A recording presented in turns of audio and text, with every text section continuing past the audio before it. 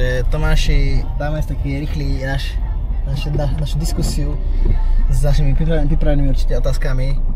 Ako sa tešíme na Žilina Rescue 2025? Vynikajúco, takže od 1 do 10, že 11.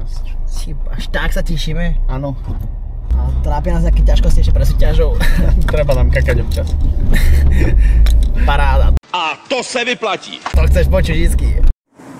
Tak nachádzame sa v Žiline.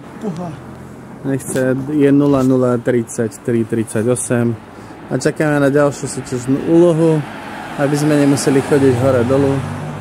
Nikde nikoho, len ty a ja, Bubu a Dudu a my dvaja.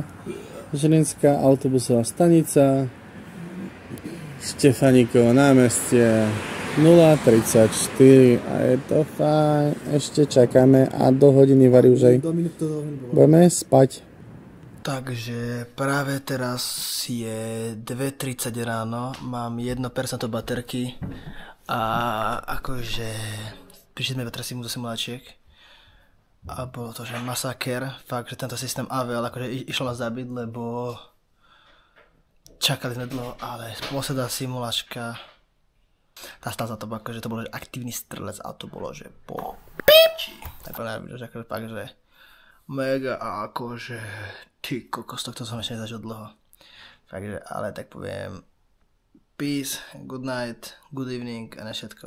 Tak už oficiálne máme po našej Žilina Rescue, po našich simuláčkach, už máme čakáme vyhodnotenie, ktoré nám už jedno ako dopadne, keďže je to super. Bolo to super, akože aj to super je, veľa sme sa to naučili, to sme aj vedeli. A moje pocity z toho sú kladné, aj keď veľa ľudí nám neverilo a práve sa ideme strápniť.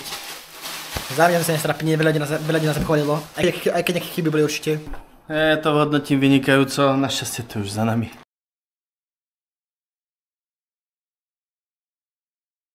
Ale je to fajn. A ďakujeme Miške. A Miška, náš fotograf, ako to hodnotíš, naše vystúpenie z Žilina Rescue? Všetko úžasné. Super, najlepšia aktivita Vendetta, aktívny strelec, puf. Rico mi stislo, paráda. Ahojte. Tak, už máme po Žilina Rescue. Som si to užil, boli veci, ktoré ma možno nejak nahnevali. Veľa nových situácií, nových zážitkov, viem, kde mám zapracovať, kde mám. Ďakujeme Miške ako fotograf, kameraman a stav. Naša psychologická prvá pomoc. Ešte ideme papať. Papať ideme.